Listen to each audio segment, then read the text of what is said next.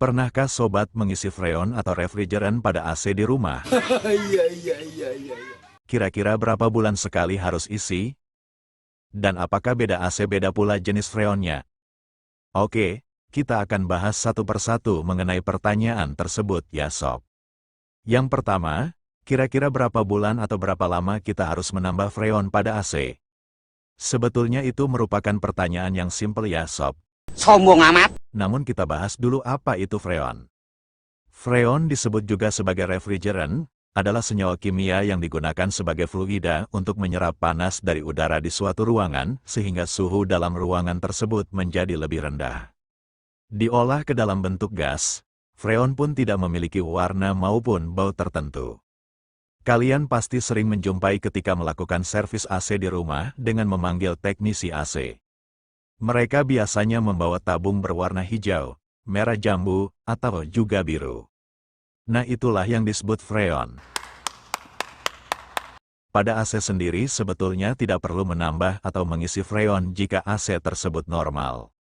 Artinya, jika AC sobat berkurang freonnya dalam jangka waktu tertentu, berarti ada kebocoran di bagian atau di tempat sirkulasi freonnya itu sendiri.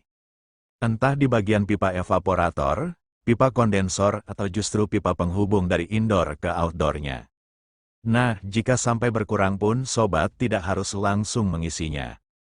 Melainkan mencari kebocoran tersebut dan diperbaiki terlebih dahulu untuk kemudian diisi kembali.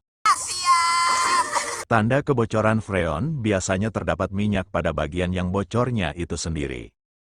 Namun jika tidak ada tanda-tanda seperti itu, kemungkinan kebocoran sangatlah kecil dan memang agak susah untuk dicari atau ditemukan. Selain dari komponen analisa kebocoran yang disebutkan tadi, cobalah untuk mengecek pada bagian keran dan pentilnya. Karena tidak sedikit juga AC yang bocor dari komponen tersebut. Nah, bila memang di bagian indoor ataupun outdoornya tidak ada tanda-tanda kebocoran, saya sarankan untuk mengganti pipa penghubungnya terlebih dahulu. Karena memang di bagian pipa ini agak sulit untuk mengeceknya. Tapi sebelum itu, pastikan dulu di bagian indoor dan outdoornya tidak terdapat kebocoran. Pertanyaan selanjutnya, apakah beda AC beda juga jenis freonnya? Ya betul sob, beda AC sudah pasti beda jenis freonnya. Untuk AC rumahan pada sekarang ini, umumnya jenis freon yang digunakan adalah R32 dan juga R410A. Dan pada jenis R22 sudah tidak produksi lagi, atau sudah tidak digunakan lagi di AC keluaran terbaru. Karena diklaim bisa merusak lapisan ozon dan tidak ramah lingkungan. Jika sobat masih menemukan jenis freon dari R22, itu merupakan stok untuk digunakan di AC keluaran terdahulu atau keluaran lama.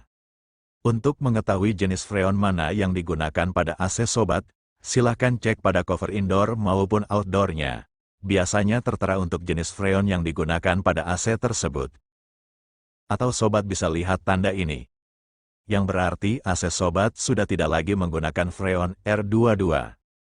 Jika bukan R32 yang digunakan berarti R410A.